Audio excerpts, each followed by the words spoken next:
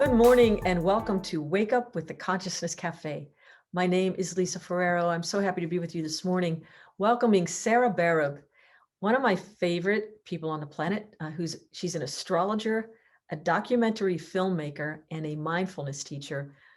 Good morning, Sarah. Welcome. Hi, Lisa. Thanks so much. Yeah, just getting the opportunity to speak with you a little bit right before we hit record. You bring so much to the planet, this beautiful, passionate heart, and the intuitive side, or the intuitive opportunity, pulling in astrology, feeding it into documentary films, teaching mindfulness, your soul's calling. When did you have the idea that this is what you were passionate about, and how do these things go together? Let's see. I've always been passionate about astrology Mhm. since I can remember. I don't know why, but as a young child, I was really fascinated by the archetypes of the planets and Greek mythology. And I read books on astrology when I was, 9, 10 years old. Um, Probably that has some sort of karmic, significance. Maybe I haven't been an astrologer just in this lifetime, but I had a very, very strong feeling of being attracted to astrology and Buddhism as well when I was a young kid, really fascinated by. I remember the first time I saw a statue of the Buddha, I kind of freaked out. I was about 5 years old and I was jumping up and down and saying, Mama, what is that? What is that? And wanted to know everything I could learn about the sort of basic tenets of Buddhism, but in particular, kindness and compassion. So Mhm. then when I went to college, I went to the only Buddhist university in America, which is called Naropa University. It's in Boulder, Colorado. And that was when I really started meditating and studying Buddhist philosophy and so forth.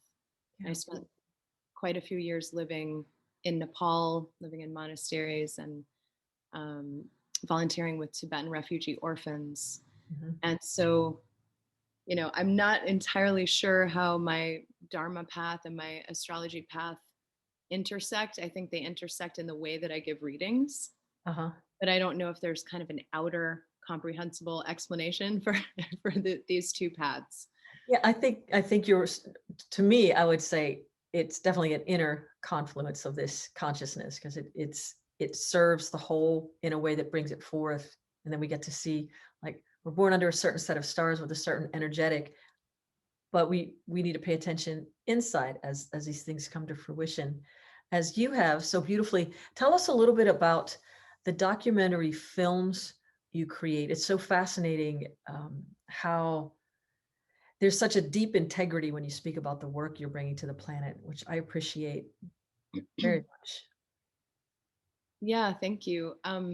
So all my films have a mindfulness orientation, and I have a few um, finished short films and one that's in process right now. It's going to be a 4-part docu-series, and it's called Heavily Meditated, and it's about a group of incarcerated young men. They're youth. It's a youth correctional facility, so most of them were incarcerated at age 15, and under this horrible law called Measure 11. In certain states, such as Oregon, children can be tried and sentenced as adults. So I brought um, a wonderful mindfulness based 3-month program called The Path of Freedom with Fleet Mall, who is my mentor and the co founder of Path of Freedom, along with Kate Crisp, his partner. They're the founders of Path of Freedom, but I'm a Path of Freedom facilitator and I can bring it into prisons and help teach, lead, and in this case, I was filming a 3-year period. So normally it's a 3-month course, but Uh-huh. this time the 5 young men that I was filming, I filmed over a 3-year period. They Yeah. had Path of Freedom groups that met once a week or sometimes twice a week, where they learned how to meditate. And then they would do groups that were facilitated and had to do with really going deep into Mhm. looking at their feelings and how to communicate, and implementing some nonviolent communication techniques. And then on weekends, about once a month, they would do a full retreat led by Fleet Mall, where they would practice mindfulness and walking meditation for about 10 hours a day, Wow. every month on a weekend. And so I basically was just filming their process and their progress or lack thereof, depending on how it went. Right. So yeah, that's heavily meditated. It's the first part of the 4-part series is finished. Congratulations. And what Thank- valuable work is you and I were talking again beforehand. Some years ago, I did a tour of the state correctional facilities in the state of Pennsylvania alone. This was back in 1999 with 3 other musicians. And there were 27 or 28 just in Pennsylvania. And I was astounded. It was something I'd never thought of before, but for the whole month of September, we went from place to place. And the sense of compassion, it was overwhelmingly emotional and so on so many different levels when you see these vibrant, healthy human beings incarcerated for what could they, it's hard to stop talk about mindfulness, wondering what could possibly have landed this beautiful human who's smiling at me here, uh, especially some of the maximum security places. But what an opportunity, given time, like we could feel the difference between places where people had an opportunity to really rehabilitate themselves and places where it was just about punishment. Absolutely. And that was tragic. So what you're bringing is such a valuable piece, PEACE and PIECE Yeah. to the planet. It's just giving people a start. So thank you for doing that work. Oh, absolutely. I feel honored to be able to work with such a great person like Right. Fleet Mall, who himself, he's my mentor, and he's a Dharma teacher and author and prison activist. And he himself was incarcerated for 15 years. And ever since he was released from prison, so now it's been about 25 years that he's been at large. He's been dedicating his life to prison work and prison activism and bringing mindfulness into prisons, bringing the path of freedom into prisons. Yeah. So just on a silly, just because I can be really silly sometimes, there's a silly question is, with regard to astrology, are there any signs that are better, that make better meditators than others? Oh, well, you'd really have to know the entire chart, like Okay, some all right. is a small, yeah, but in general, I would say the water and earth signs tend to be a bit more calm, Uh-huh. whereas the fire and air signs can, have a lot going on in the mind and in Right, the body, so it might be a little bit harder for them to sit still. right. But that's like a very, very overly simplistic Of thing course. to say. I'm being totally silly. Just like, no, the only one that can do it is, I was trying to let some of our viewers off the hook. See, it's your sign. It just makes it more, I but mean, it's I'm an air sign and, I've meditated a lot in my life. So you can overcome that. One can overcome that airy, sort of frenetic disposition. Just might take a bit more effort. what I love about the combination of mindfulness, meditation is the inner world, and astrology, the outer, is that the realization that as within, so without, we are made of stardust. We are Yeah. all of that cosmic. Does that play into, how do I want to say this? Does it kind of keep you in the middle of the worlds in terms of like walking between them in a different way? Does that Yeah, kinda, very much so. I mean, I think the way I see things is extremely affected by my relationship to the planets uh, and to the archetypes of the planets and how they affect the planets essentially are also internal, right? We have these archetypal energies, and according to some esoteric texts, they even correspond with various chakras and parts of the body very specifically. mhm, So um as above so below, we live in a dualistic by we, I mean collectively, we live in a dualistic uh, agreement Right. that there's self other, self couch, self computer screen. You know, it's all constantly with the dualistic self check back mechanism that's sort of constantly happening. But through meditation, through deep states of samadhi, we actually can get beyond dualistic perception, like the sort of trap of it, because it's not that dualistic perception stops. It's just that we're no longer trapped, at least for that brief period of time, and things arise entirely differently when there is no inherently existing self from its own side that is somehow separate and not interconnected with everything in the environment, right? That's obviously a delusion. I mean, I think it's obvious. Maybe it's not obvious to a lot of people, but that's clearly um, our confused state. Yeah. And so, what astrology does, at least in potential, is it helps like people who really get to know their chart, get to know their karmic map, you know, their psyche. You really get to know yourself in that way. You're getting beyond this ego fixation, you know, of me, and other, and self, other all the time. Right. And you can, one can experience a sort of blossoming of the wisdom karmas or the wisdom prana as Mhm. opposed to the more neurotic, you know, puppet experience of being thrown around by circumstances and planetary, you know, movements that feel like they're happening entirely from the outside, Right. right? If we use astrology deeply, and I mean really deeply, not at all talking about like the newspaper horoscope stuff. Right. Which is really fun, but It's fun, yeah. but so, but going way deeper, I think it's possible to figure out the riddle of our life, Yeah. our own individual life. It's in our chart, you know, the riddle, the poem of who we are is in our chart. And also the planets are known as grappas, which means grabbers. They grab us and they move us around, right? We're Yeah. like thrown around.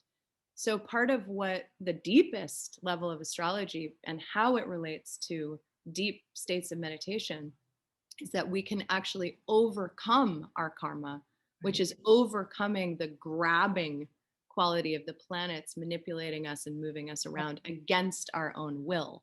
Right. So, in some ways, astrology is about, for me, it's about overcoming ego fixation. And that is the way it relates to mindfulness practice and meditation and deeper states of consciousness. Beautifully said. Because it is the ego that wants to run to the newspaper and see the fun little thing. But then when we go deeper and deeper, and I love that you made the important um, statement that where we start with our chart, where we come into the world, we have a particular vibration happening, and we're held in a particular space. And the way we participate with that in meditation is how we can transform our lives, transcend. That's where we leave. Maybe the next time we take up a human form, we start someplace else. We don't ever start so it's important to know, like you said, the guide, the map, like Yeah. everybody has so here's a fun question for you, Sarah. We hear it said all the time. This is one of these little Mercury must be in retrograde. Like tell us, what does that mean when people say it? Like, what's really happening when that happens? When your technology doesn't work or communications kind of break down? What the heck? And how often does that happen? And how can we help ourselves? Lots of questions. In a year. Sometimes it's 3 times a year. Sometimes it's 4 times a year. It's Uh, not every day. no, Just- no. okay. But yeah, when Mercury's in retrograde, it appears to be moving backwards. It's not literally, the planet Mercury is not literally moving backwards, but it's moving slower. And so it appears to be moving backwards. Retrograde kind of means, you know, backwards. But so what happens, you know, most people feel that there are communication. That's one of the um, more obviously or widely accepted, um, I don't know how to say this, like that Mercury retrograde is so apparent to so many people that even non-believers are like, okay, there might be something to this astrology thing Yeah. because my car broke down, my computer doesn't work, my, wife is yelling at me, I don't have good communication with my friends, there's been, plans that are missed. Right. So all of that stuff can happen with Mercury retrograde. And a lot of people feel that, even people who aren't really, strong believers in astrology. You're making me, I've never thought of it like this, but just the way you were motioning with your hands, it's like it is retrograde, it slows down. It looks like it's going backwards. So that just takes things out of alignment for a minute. Is it just to make So space? I believe with any planetary movement, there is, and this is just my personal feeling about it, but I believe there's a wisdom effect and there's a neurosis effect, or, there's the wisdom and the neurosis in any life situation, and it depends on our view and what we focus on. So with Mercury in retrograde, things slow down. Yeah. Our, maybe our computer doesn't work or our car breaks down, but that's not necessarily just negative, because the computer breaking down might make us have a face-to-face conversation with our friend. Exactly. And, our car breaking down might slow us down because we were moving too fast. Yeah. And we've got to just chill out a bit and be present. Yeah. So Mercury retrograde periods are about things going slower. Now, we clearly live in a society that's addicted to speed and Yeah. productivity. So when things go slower and break down and don't work, it's not that easy to just accept, like, oh, today I'm meant to take a walk, Yeah. because my Yeah. car broke down, So right? if we could plan for that, to just go with the flow, literally go with the slow. We have brakes on cars. Like you said, everything has to everything there is a time and a purpose. Well, I That's think that's a big part of understanding the movement of the planets, is understanding, seasons, and there's a time for this, there's a time for that, there's your own personal timing Mhm. for, when you might be more likely to fall in love and when you might be more likely to spend some time alone and retreat, or meet a teacher, or have a difficult illness or accident. Like, there are these times in life, Yeah. and the movement of the planets in an individual's birth chart, those are called transits. Mhm. When there are transiting planets that affect you personally in your birth chart, that indicates a type of experience or a period of time where some activities and feelings and life experiences are more likely to happen. Yeah. I love this because it's such a flow of nature. Once we understand everything is energy, which is a Mhm. whole other conversation we'll have another time with you specifically. Um, Nature, the vibration of the planets, we are all in one galaxy, one solar system, stellar system. Inside of us, it's the same outside of us. And when we can pay attention, like just like the changes of seasons, there are things we do Yeah. with our, if we incorporated it more. I know some of the most successful people in history, throughout history, have learned to take into consideration, it's raining, I'll take an umbrella, and what are the stars doing? They consult with someone like you. I've had a consultation with you. I loved it. It was Mm. deeply insightful. It wasn't just the nuts and bolts. Somebody, people can just read a chart and tell you, but you've got quite, my head's tingling, an intuitive piece too. You know how to tap into the energetic of what you're seeing, not just anyone can read it, but you could tell us what, you don't Mhm. tell me what it means, but you just fill in with some of the energy of it. So I'm yeah, most just a basic that would, way. I would recommend anybody out there could explore the idea of just getting your basic chart, your life chart, and just see if you can line up dates. You'll be amazed, as I was, at how significant things happened in life on it right when it looked like the stars would have said. Mm. It's an astounding kind of thing. And Sarah's fantastic. What is your website? Where can we find you if we wanted to get an astrological reading? It's just my name, which is sarahbarab.com. So Yeah. SarahBarab.com. .com. Yeah. Sarah.com. Yeah. Tell them that SoulCall sent you. And Yeah.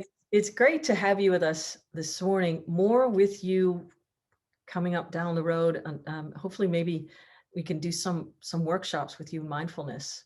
Yeah, I would love that. Yeah, it would be wonderful. Yeah, to share in any way that I can.